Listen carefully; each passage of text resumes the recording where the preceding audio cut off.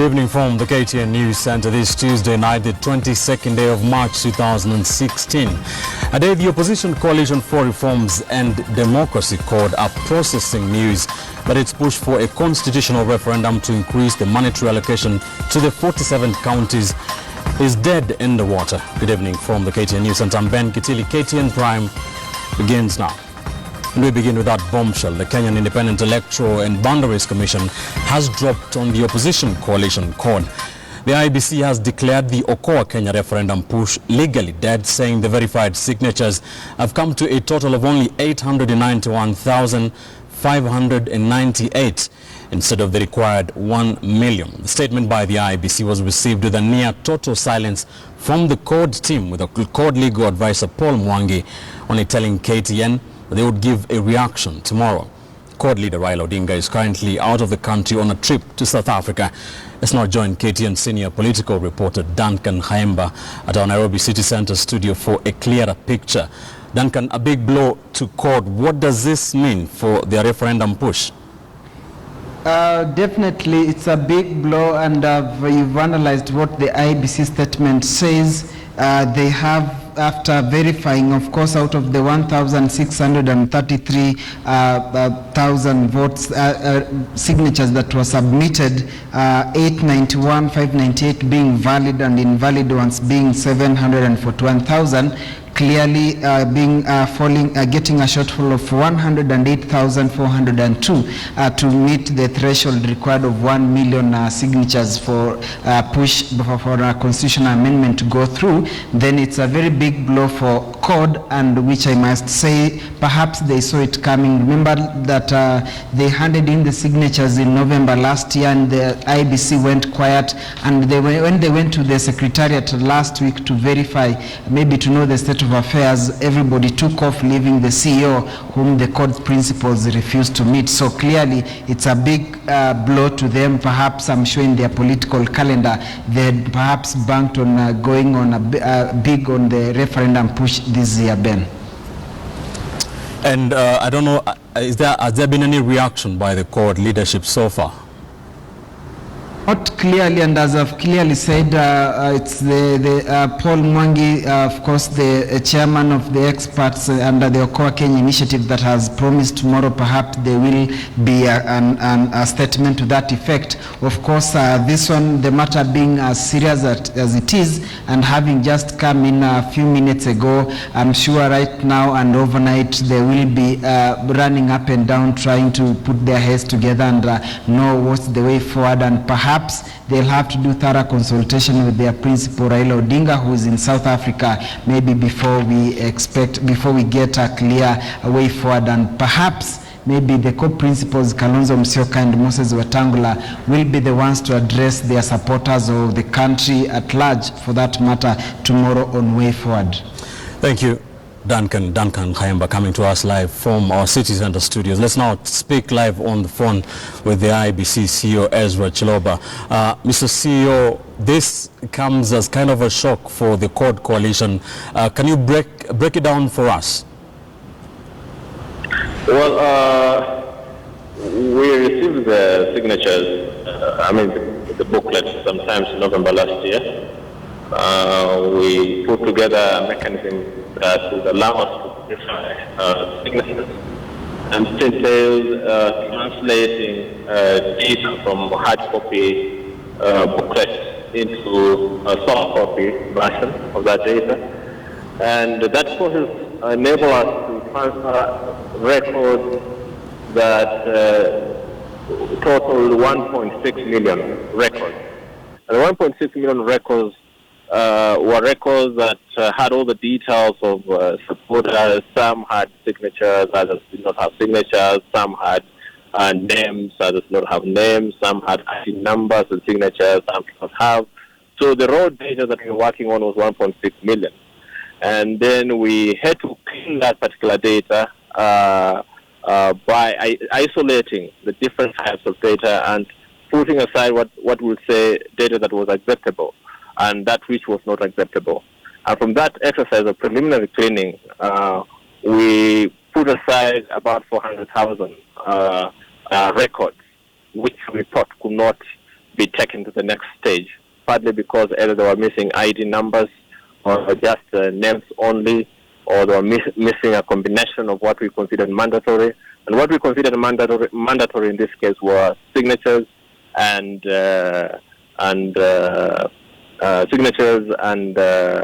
ID numbers. So you're saying more than or close to half of those signatures presented to you by a court were not valid or were not eligible? Yeah, eventually, of course, having taken it through the process, what we sought to establish, first of all, was whether the supporters were registered voters, because you cannot verify a signature of a person who is not a registered voter.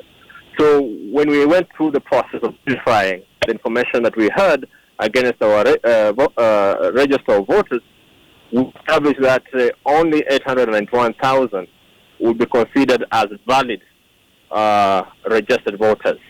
So already at 891,000, you see that it's already less than a million, and therefore you could not even think of going to the next step of verifying the signatures of the 891. Because once you get to the 1 million, then the next question was, are these voters the ones who claim to be? So you go to the next stage of verifying the authenticity of that particular signature. In this case, we never got to that particular stage. So there is some criticism being leveled against the Commission that Jubilee had the hand to play in this, or knew something, because a few days ago some Jubilee leaders came out to say that there was a problem with those signatures submitted to you for verification. Is that just a coincidence? No, I mean, I'll tell you that our team was independent, worked diligently in a very professional manner, and this conversation started only happening after our team that had retreated to work on this exercise had finished the exercise, and we told different stakeholders who had inquired, we told them, look, we're now at an advanced stage. We are about to finalize the exercise and make a report. And that's when we started seeing a lot of false accusations. But I can assure you that this work was done professionally. There was no external interference, and the Commission has been able to do its work to the extent that anyone who wants to access the information, to verify, they can still go back and perhaps we'll get the same result. Thank you, sir. Independent Electoral and Boundaries Commission, IEBC CEO Ezra Chiloba. Now, the decision by IEBC now sets the stage for uncertain times for CORD. The opposition coalition has not issued any official statements over this development. But as KTN's Joe Ageo reports, the writing may already have been on the wall even before IEBC spoke.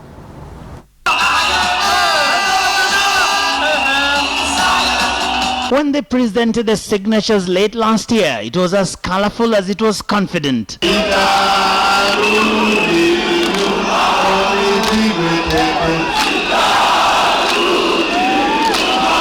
The first initiative by the people to amend the 2010 Constitution through what Article 255 calls the Popular Initiative. The journey has seriously begun.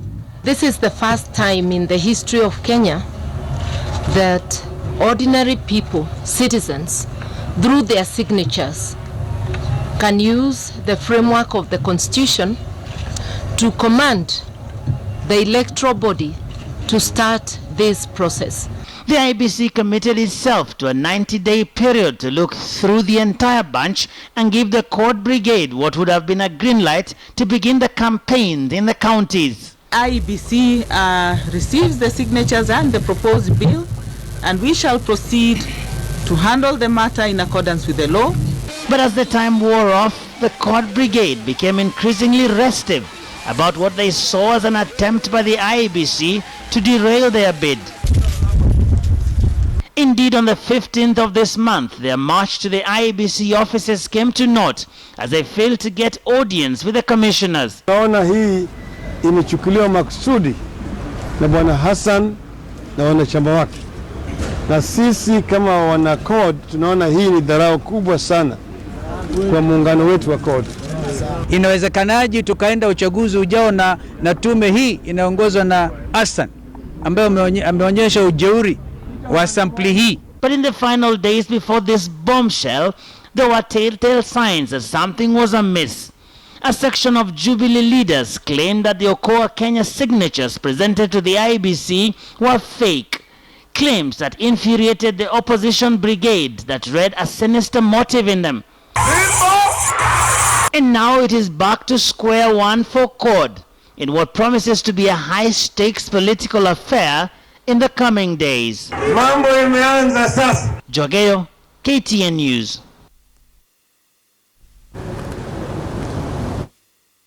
In association with DSTV.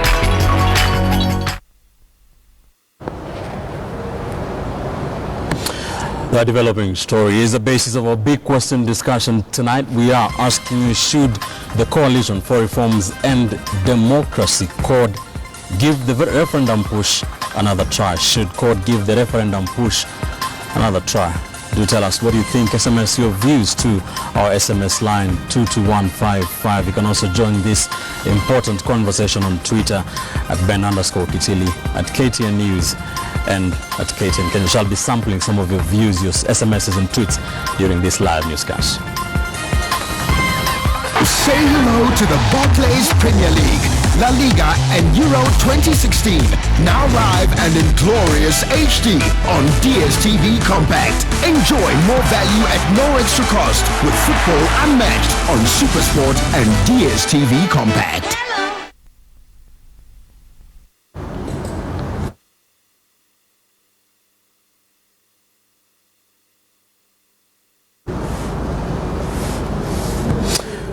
To another matter that is keeping CORD on edge right now, and Ford Kenya members of parliament have vowed to go ahead with the April 2nd launch of Bungoma Senator Moses Wetangula's presidential bid in Kakamega. They say they will do this with or without the Kakamega Governor Wycliffe Oparanya's support.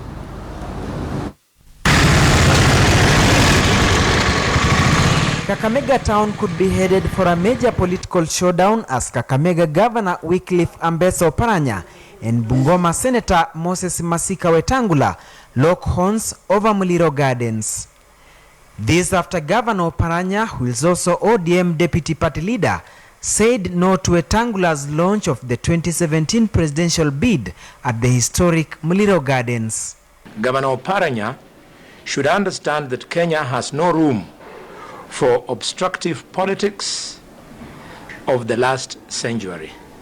The leaders maintain that Ford Kenya is a principal partner in the CORD alliance, and therefore each of the three principals stand an equal chance of being a flag bearer of the coalition.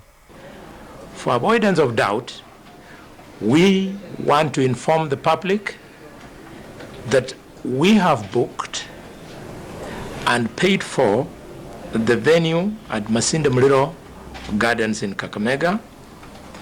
We have notified the local police and arrangements are in high gear. But the standoff may be headed for the worse after Wetangula snapped this meeting in Oparanya's office, where Kakamega ODM leaders wanted to iron out their differences with the CORD co-principal. My partners Raila Odinga and Kalonzo Musyoka will be with me on this great day, just like the two of us, I and Raila Odinga, were with Kalonzo Musyoka and Machakos. The Oparanya team claims that the Ford Kenya leader is belittling his own presidential bid and by extension the opposition CORD by opting for a venue in his Western Kenya home turf. Sentiments that have not augured well with Ford Kenya leaders. I want him to know that this is a presidential launch of Senator Moses Masika Wetangula. It is not Senator Khalwale's launch for governor position of Kakamega. So let him not panic.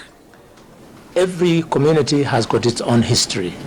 Our history is that the mother district of Western is Kakamega. The capital center, so to speak, is Kakamega.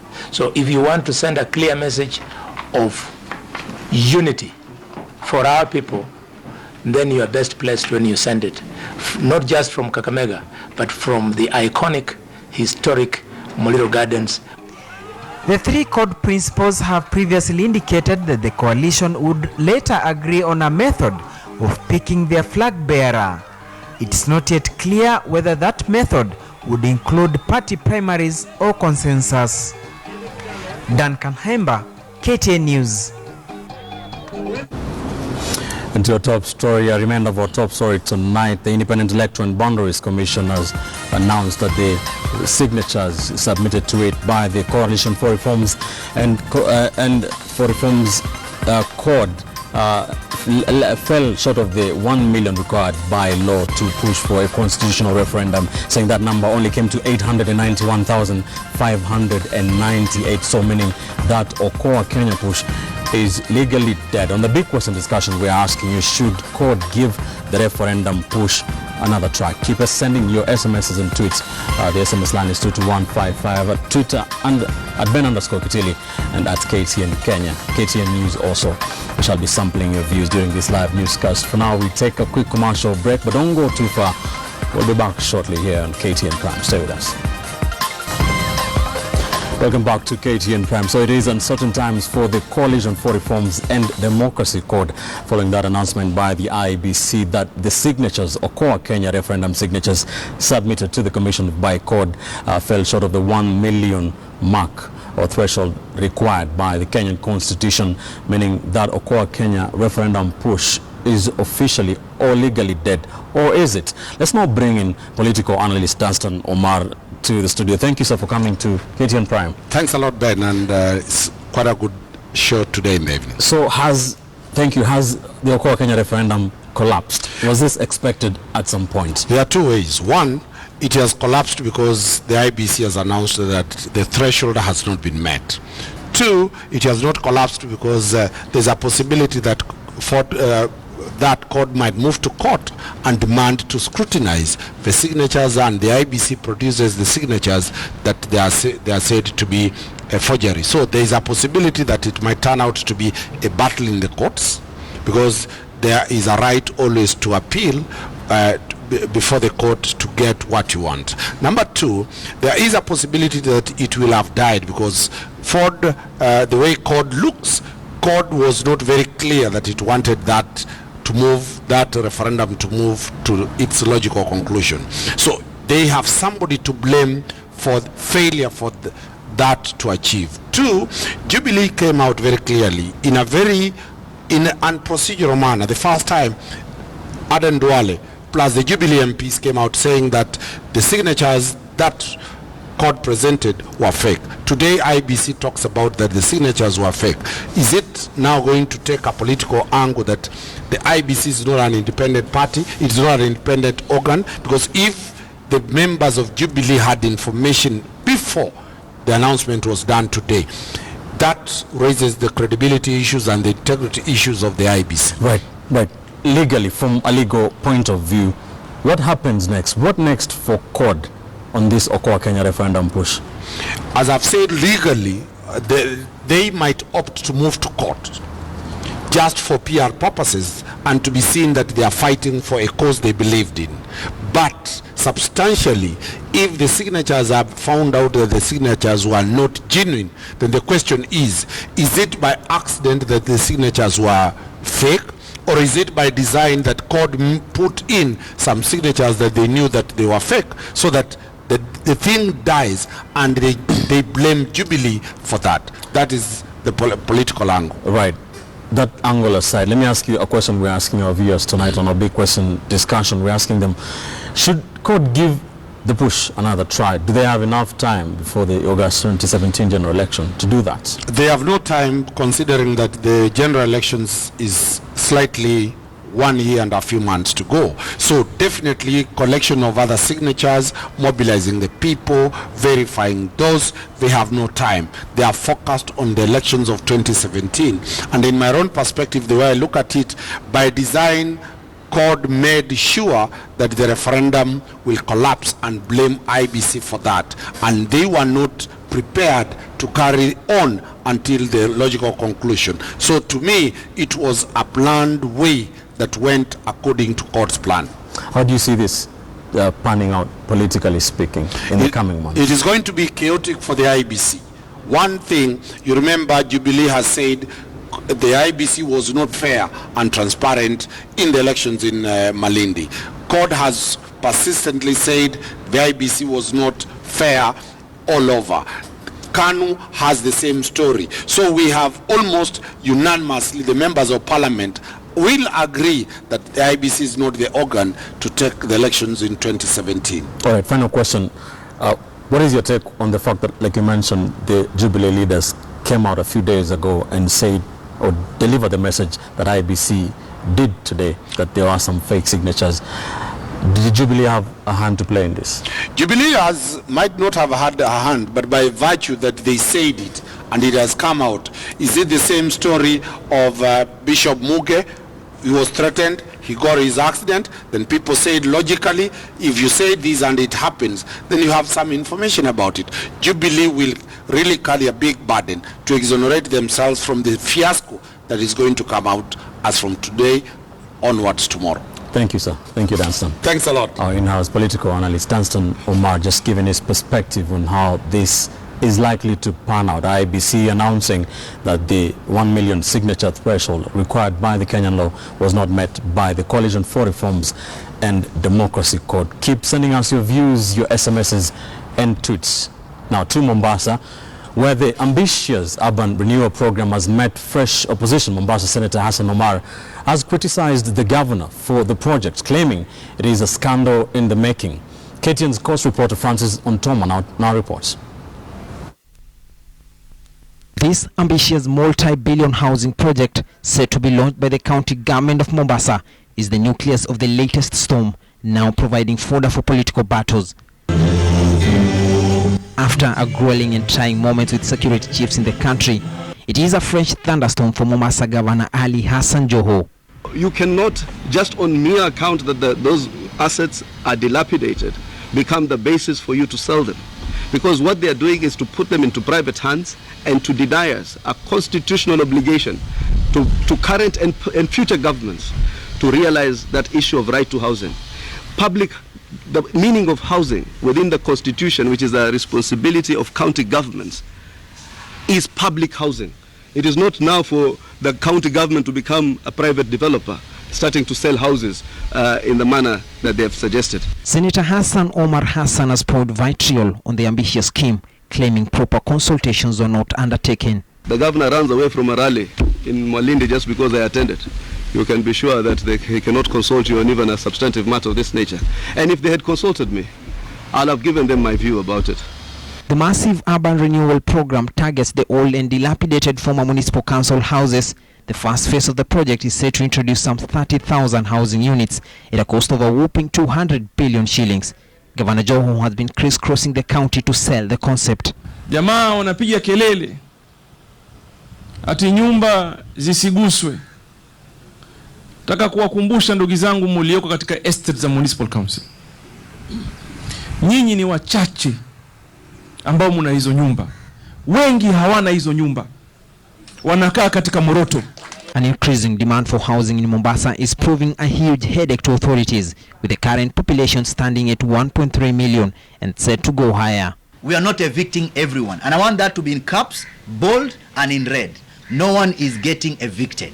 What we are doing is giving those same people the first opportunity to turn them from being tenants into being house owners. This whole thing called privatization is a way of selling state assets. This was done in Russia, and all the properties of Russia were sold to the mafia through the same thing that you are seeing here, so-called private-public partnership. This thing must be done the proper way. There's a legal framework for doing this thing.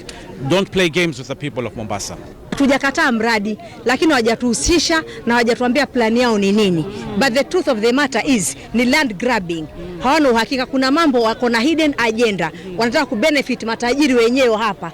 Alafu sisi ambao ni wakazi hapa miaka tutoke kiholela holela. Na zitajengwa.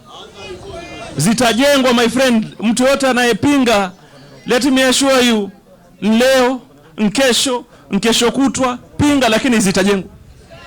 Kwa uwezo wa Mwenyezi Mungu zitajengwa. Some of Mombasa's key estates are characterized by ruined and old structures, some of which have been declared inhabitable, and they include Hadija, Mirichini, Changamwe, Chuda and Mzizima. Other estates include Likoni, Nyerere, Tomboya, Kachonjo and Kizingo. For a city ranked among the fastest growing in the continent, there is growing pressure for authorities to find rational and lasting housing solutions. Francis Ontomwa, KTN News, Mombasa. Sad news indeed for the families of the victims. Stay with KTN News for the latest updates on the Brussels attack. Now, the IEBC has announced that the signatures given to them by the Coalition for Reforms and Democracy called for the Okoa Kenya movement did not reach the 1 million threshold as required by the Constitution.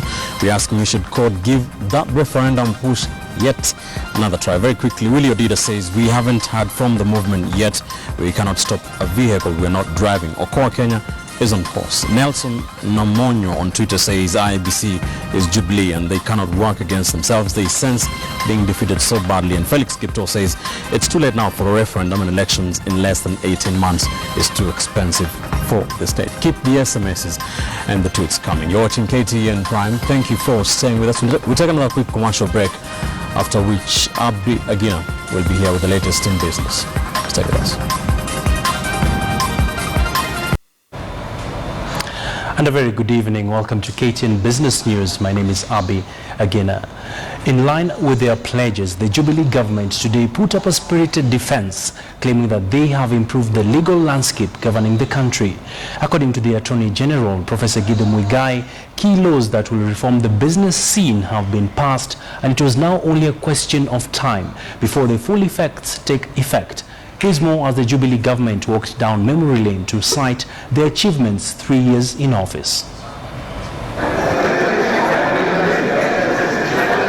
Kenya is regarded as the economic powerhouse of the 6 member countries within East Africa.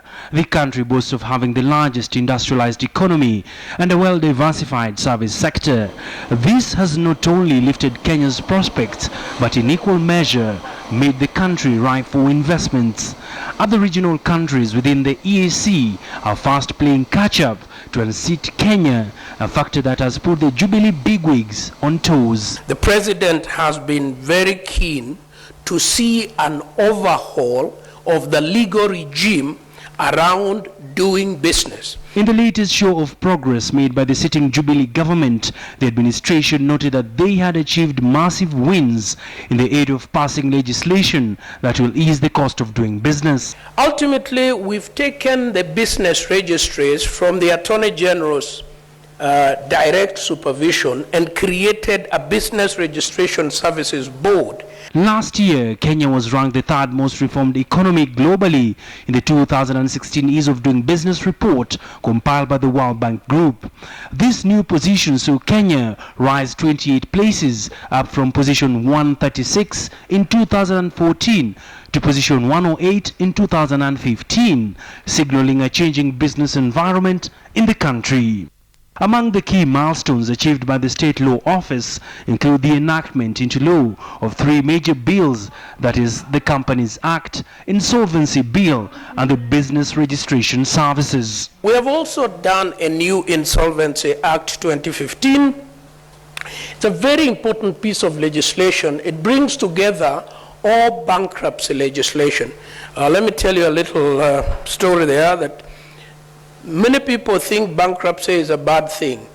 Bankruptcy is a good thing. If you're a businessman and the business is not working, you need a legal regime that helps you to go bankrupt and to return back to doing business without being evaporated by your debts.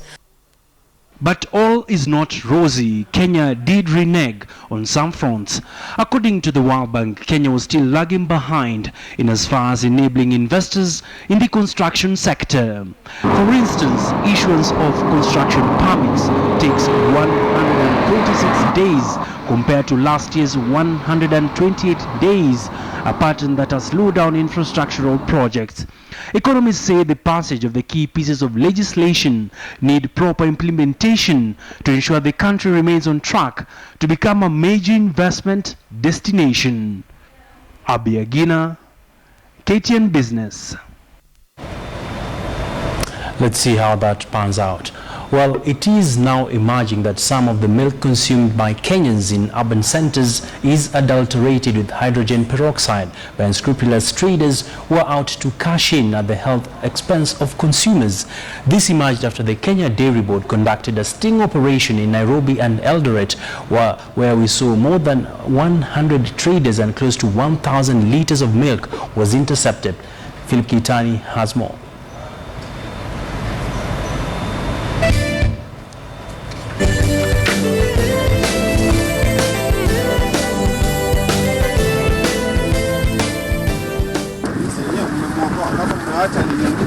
This is not your usual episode of police officers arresting brewers of illegal liquor across the country, but a sting operation on unscrupulous milk traders who have been found to be adding hydrogen peroxide and other unhealthy preservatives into the milk they were ferrying to markets in Nairobi and Eldoret town.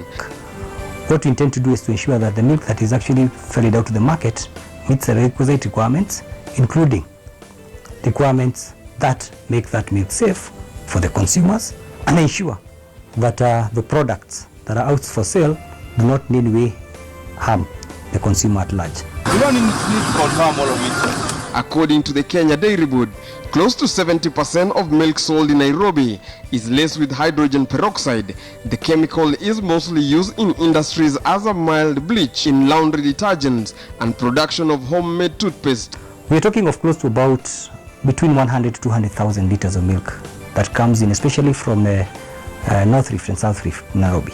The dairy industry in Kenya is a big business with more than 6 billion liters of milk produced annually. This industry, which is one of the most sophisticated in Africa, is an important player in the economy and nutritional aspect of the country. So we are targeting roads, marketplaces that are conduits for milk that is maybe known to be of non-certified quality or does not meet the requisite requirements. But the big money made in this industry has equally attracted hawk-eyed and scrupulous traders. According to the Kenya Dairy Board, more than 70% of milk sold in Nairobi is through informal means, where the bulk of the hydrogen peroxide-laced milk is found. By the time it's being collected from the point at which it's being supplied to the point that it is being changing hands, that's where all the malpractices happen. According to the board, hydrogen peroxide is harmful if consumed in large quantities and can cause throat and lung cancer in the long run.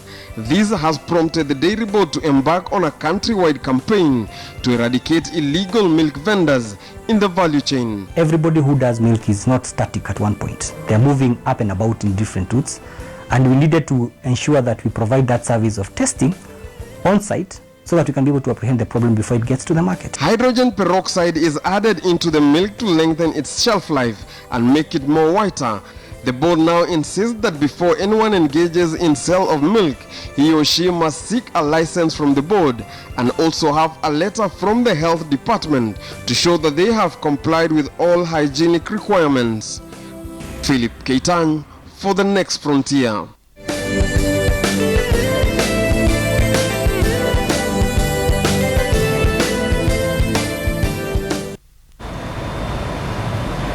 Indeed, shocking revelations there in Philip Keitany's story. Let's look at what the Consumer Federation of Kenya has to say regarding consumer protection. Well, still keeping it with matters consumers, well, the Energy Regulatory Commission has closed down 29 filling stations in the country for selling adulterated fuel. In a series of tests conducted between September 2015 to February this year, 56 stations in the country were found to be either selling adulterated fuel or selling fuel meant for export. Kakamega County had the highest casualties with 6 stations closed, while Meru had 5 affected. In Migori, 4 stations were shut down, and Kirinyaga had 3 stations. Other 9 counties had between 1 and 2 cases. In total, the test saw stations closed in at least 13 counties. Another 27 stations which had previously been caught violating the law, such as the selling of adulterated petrol, were reopened after paying fines and taxes of between 100,000 shillings and 1.5 million shillings.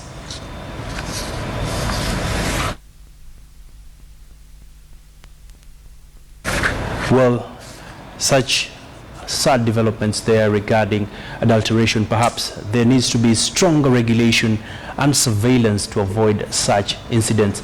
With that, actually, that brings us to the end of KTN Business News. My name is Abi Agina. Let's do this tomorrow, same time, same place.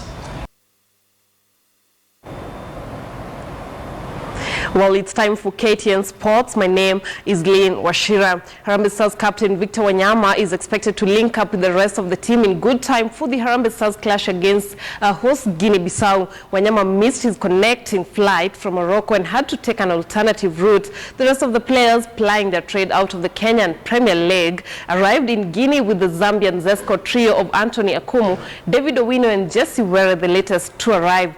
Belgium-based Johanna Omolo and Norway-based Arnold Rigi linked up with the team earlier this morning. Sweden-based prolific striker Michael Olunga was part of the team that held a training session Friday morning ahead of the must-win fixture set to be played at the Estadio Setembro. Kenya is ranked 103rd in Africa, while Guinea-Bissau is ranked 147th in the continent.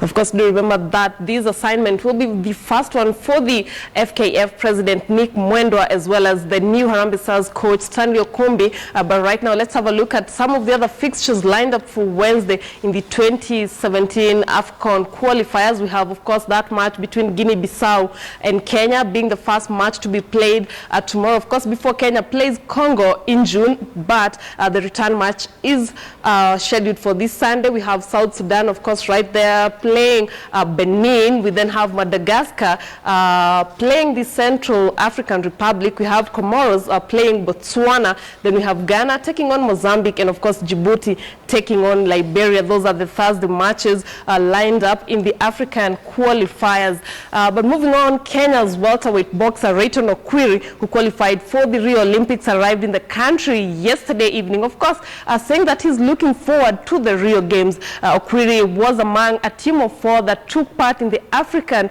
boxing qualifiers in Yaoundé.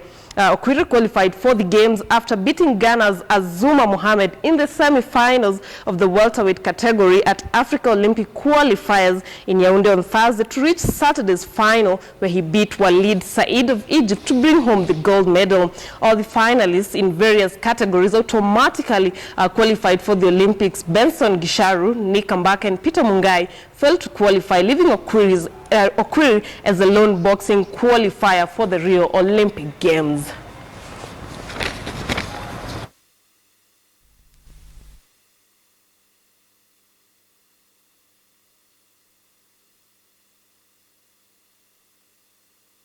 Olympic maandalizi mazuri ni kupata exposure enough. Kuna kama hii game tumeenda hii juzi tukiqualify, hakuna mtu ambaye anaenda katika exposure yote. Mwisho kucheza game yangu mimi nilicheza mwisho last year mwezi wa 6. So hakuna exposure yote nimeenda hapo. Nilikuwa tu train local hali hapa. So ningomba sana mimi niko form, niko na nguvu, niko na speed, lakini nataka workout tu kidogo, ni speed tu kidogo, manake mara mingi sana unapata hizi game nimekuwa nikicheza juzi, unapata round 1 ikianza mimi niko a bit slow, lakini round 2 kuendelea 3 huwa mimi uchafuka kabisa, mwili unashika moto vizuri.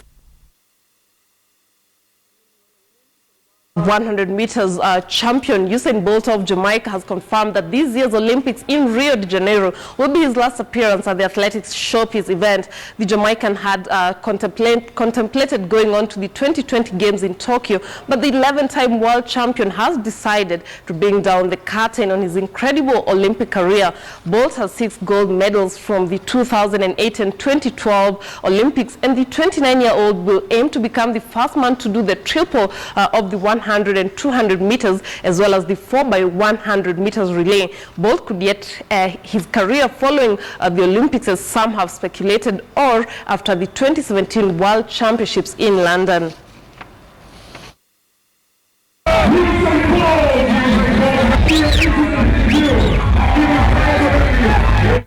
association with more team do.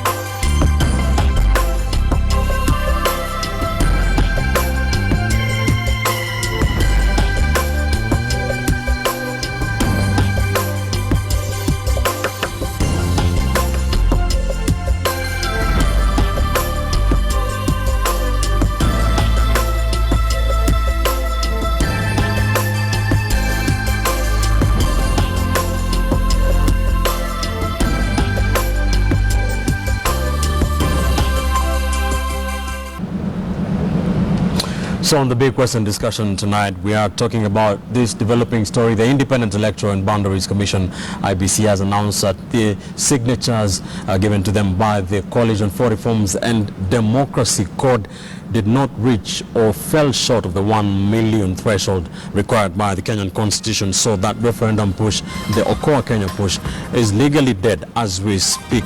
Court leaders are yet to make or to react on this. On the big question, we did ask you, should court give the referendum push another try? A lot of responses, some of them are a bit emotive. I'm going to try and see if there are some that I can read. And Demus on Twitter says it had one chance but politicized it, but so nothing will change even for the 10th time. Jack Jackson says no, it has proven that one of Jubilee's goal is to control independent bodies like IEBC. And another one here says Kipchumba Hillary, never. Okoa Kenya is dead. It's that simple. It's a done deal. Let them focus on 2017 elections. Clinton Wanyonyi says no, IEBC ni serikali. What we know is that CORD will raise their voice after forming government. And another one here from Mweo says let's focus, speaking like a CORD supporter, on the general election next year. Now it's another opportunity to Okoa Kenya. And another tweet here from Issa Hassan says, no, I could sense that IEBC was dragging its feet in handling the matter of verifying the signatures. Paul Mwani on Twitter says IEBC is not an independent commission. Some forces are using IEBC to kill the Okoa Kenya initiative. And one here says from Isaac Kundieki says no, they should now embark on 2017 elections since IEBC did not do its work. Michael Oluka says in growing democracies, the harsh one here, it's not those who vote that determine outcomes, but those who count. Harsh SMSs and tweets here for the IEBC. Finally, one here from Dr. Prince Charles says Kenya is a boat in the middle of an ocean without navigation. Okoa Kenya is another misdirection. Thanks for your tweets and SMSs. Say hello to the Barclays Premier League, La Liga and Euro 2016. Now live and in glorious HD on DSTV Compact. Enjoy more value at no extra cost with football unmatched on Supersport and DSTV Compact.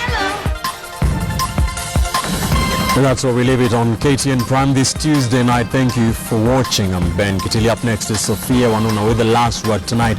She will be discussing matters security today. The Cabinet Secretaries for Defense and Interior, Rachel Omamo and Joseph Nkaiseri, respectively, did give their scorecard on how security has performed in the last 3 years of the Jubilee government. There is a very impressive panel already in the KTN News Center ready to dissect the issues for you. Be sure to join Sophia Wanuna immediately after KTN Prime. Good night from the KTN News Center.